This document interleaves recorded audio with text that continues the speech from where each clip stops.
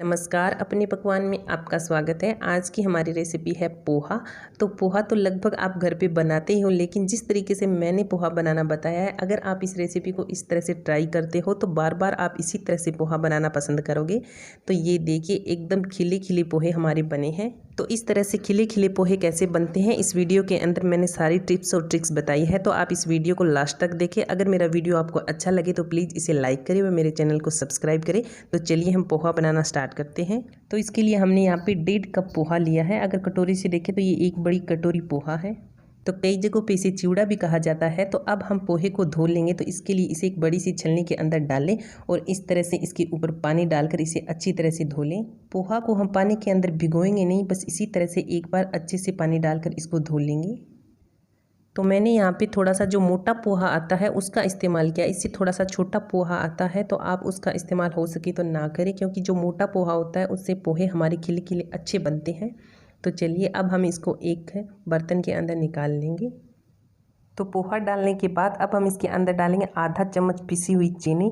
तो आप सोच रहे होंगे कि चीनी डालने से पोहे का स्वाद मीठा हो जाएगा, लेकिन ये मीठा नहीं होगा, इसका स्वाद बहुत ही अच्छा आएगा। तो आप इस तरह से इसके अंदर आधा चम्मच पिसी हुई चीनी ज़रूर डालें। अब हम इसके अंदर मसाले ऐड करेंगे। तो हमने यहाँ पे 1/4 चम्मच हल्दी पाउडर डाला है। इससे ज़्यादा आप हल्दी पाउडर ना डालें, क्योंकि थोड़ा हल्दी पाउडर डालने से पोहों का कलर बहुत ही अच्छा आता है। तो आप सोच रहे होंगे कि हम मसालों को पोहों के अंदर पहले ही क्यों डाल रहे हैं। तो मैं आपको बता देती हूँ कि इस तरह से पहले मसाले डालने से जो पोहे हैं वो मसालों को अच्छी तरह से एब्जॉर्ब कर लेंगे और जो पोहे हैं वो हमारे एकदम खिले खिले बनेंगे। तो इसलिए हमें मसालों को पहले ही पोहे के अंदर डाल लेना है। तो अब हम इसके अंदर डालेंगे 1/4 चम्मच लाल मिर्च पाउडर, क्योंकि हम इसके अंदर हरी मिर्च भी डालने वाले हैं। तो अब हम इसके अंदर नींबू निचोड़ देंगे। तो नींबू के बीज मैंने पहले ही निकाल दिए हैं। तो हम इसके अंदर एक नींबू निचोड़ेंगे। अगर आपको थोड़ा सा खट्टा कम पसंद है तो आप इसके अंदर आधा ही नींबू निचोड़ लें। नमक हम इसके अंदर बाद में ऐड करेंगे। तो अब हम इन सारी चीज़ों को अच्छी तरह से पोहे के अंदर मिक्स कर देते हैं। तो इस तरह से हमें हल्के हाथों से ही सारे मसालों को पोहों के अंदर मिक्स करना है। मसालों को अच्छी तरह से मिक्स करने के बाद पोहों को हम 10 मिनट ढक कर रख देंगे, ताकि ये अच्छी तरह से फूल जाए और मसाले भी इनके अंदर अच्छी तरह से एब्जॉर्ब हो जाए। अब हम पोहों के अंदर डालने के लिए सब्जियां देख लेंगे। तो मैंने यहाँ पे थोड़े से कड़ी पत्ते लिए हैं, एक बारीक कट की हुई हरी मिर्च लेंगे और एक हमने मीडियम साइज़ का बारीक कट किया हुआ आलू लिया है और एक ही हमने बारीक कट किया हुआ प्याज लिया है और एक बारीक कट किया हुआ टमाटर और थोड़ी सी हम कच्ची मूंगफली ले लेंगे। तो अब हम गैस के ऊपर एक कढ़ाई गरम करेंगे और इसके अंदर लगभग हम डालेंगे 2 चम्मच तेल। जब तेल हमारा गर्म हो जाएगा तब हम इसके अंदर डाल देंगे ये कच्ची मूंगफली। इनको हमें रोस्ट कर लेना है। तो इनको हमें कलर चेंज होने तक भूनना है। तो थोड़ी देर भूनने के बाद मूंगफलियों का कलर काफ़ी चेंज हो चुका है, ये हमारी रोस्ट हो चुकी है। अब हम इनको एक प्लेट के अंदर अलग से निकाल लेंगे। तो मूंगफलियों को हमने रोस्ट कर लिया है। अब इन मूंगफलियों को हम पोहों के अंदर बाद में डालेंगे।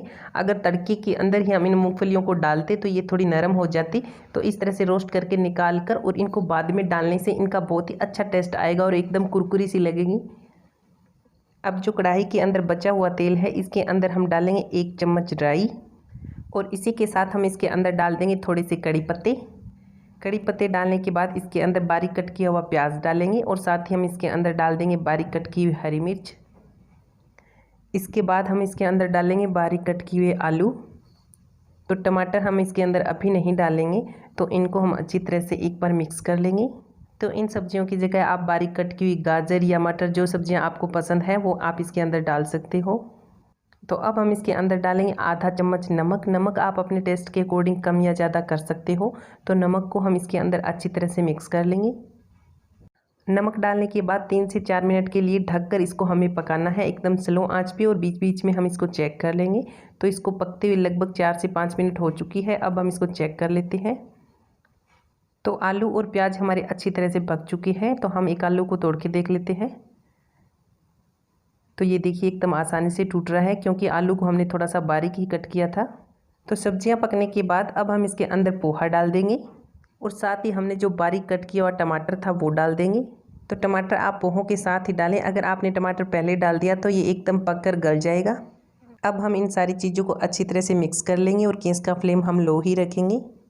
तो पोहे को हम हल्के हाथों से ही मिक्स करेंगे, वरना हमारे पोहे टूट सकते हैं। तो इनको मिक्स करने के बाद इसको ढक कर हम 1 मिनट तक और पका लेंगे। तो पोहों को लगभग पकते हुए 1 मिनट हो चुकी है। अब हम इनको चेक कर लेंगे। तो पोहे हमारे अच्छे से पक चुके हैं। अब हम इसके अंदर जो हमने रोस्टेड की हुई मूंगफली रखी थी वो डाल देंगे और इसको मिक्स करने के बाद गैस को हम ऑफ कर देंगे। तो पोहे हमारे रेडी है। अब हम इनकी प्लेटिंग कर लेंगे। तो ये देखिए बहुत ही चटपटे और एकदम खिले खिले हमारे पोहे बने हैं।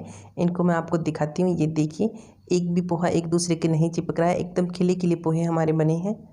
तो पोहों को थोड़ा सा और टेस्टी बनाने के लिए इसके ऊपर थोड़े से हम भुजिया डाल देंगे।